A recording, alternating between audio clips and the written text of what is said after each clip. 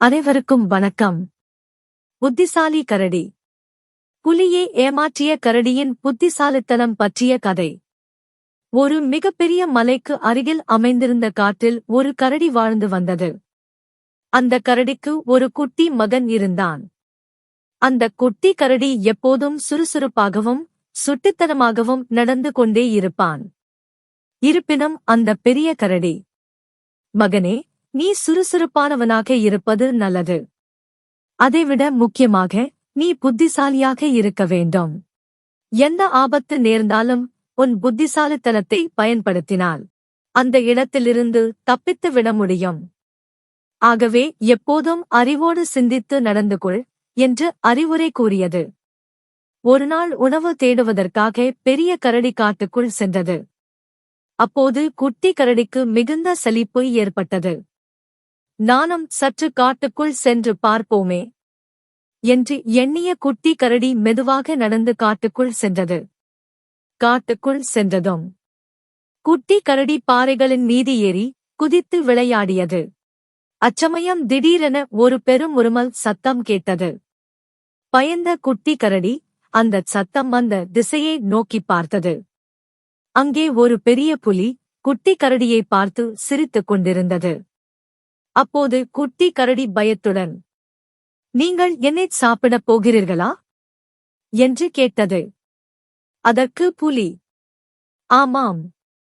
கரடி இறைச்சி சாப்பிட்டு பல நாட்கள் ஆகிவிட்டது. ஆகவே இன்று நீதான் எனது மதிய உணவு" என்றது. இதைக் கேட்ட குட்டி கரடிக்கு மிகுந்த பயம் ஏற்பட்டது. அதே நேரத்தில், எந்த சூழ்நிலையிலும் புத்திசாலித்தனத்தை பயன்படுத்தினால் தப்பிக்கலாம் என்று தன் தந்தை கூறிய வார்த்தைகள் அதன் நினைவிற்கு வந்தன. உடனே குட்டி கரடி தைரியத்தை வரவழைத்துக் கொண்டு சுற்றிலும் கவனமாக பார்த்தது. அப்போது ஒரு பெரிய பாறை ஒரு சிறிய பாறையின் மீது சாய்ந்து நிற்பதை அது கவனித்தது. அந்தச் சிறிய பாறை நகர்ந்தால் பெரிய பாறை கீழே விழுந்துவிடும் என்பதை அது புரிந்து கொண்டது. ஆனால் அந்தச் சிறிய பாறையை தன்னால் நகர்த்த முடியாது. அதற்கு போதுமான பலம் இல்லை என்பதையும் அது உணர்ந்தது. அச்சமயம் அந்த புத்திசாலியான குட்டி கரடிக்கு ஒரு புதிய யோசனை தோன்றியது. அது புலியிடம், "உங்களுக்கு மிகுந்த பலம் இருக்கிறதாமே?" என்று கேட்டது. அதற்கு புலி பெருமையுடன், "ஆமாம்.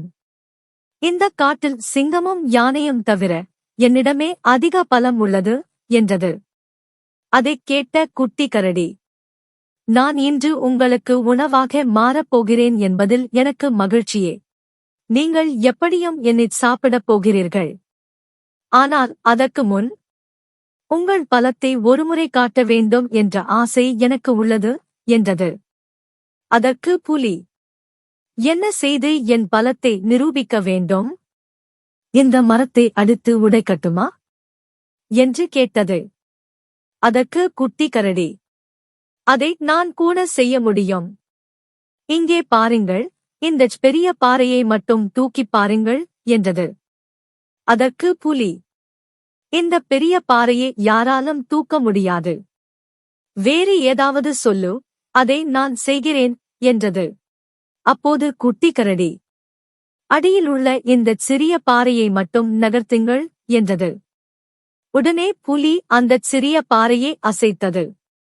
அதன் மேல் சாய்ந்து இருந்த பெரிய பாறை உடனே கீழே விழுந்து புலியின் மேல் விழுந்து அதை நசுக்கியது.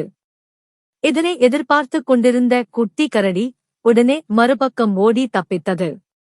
சிறிது நேரத்திற்குப் பிறகு தன் மகனைத் தேடி பெரிய கரடி அங்கு வந்தது. நடந்த அனைத்தையும் அறிந்ததும் பெரிய கரடி தன் புத்திசாலியான மகனை மனமாரப் பாராட்டியது.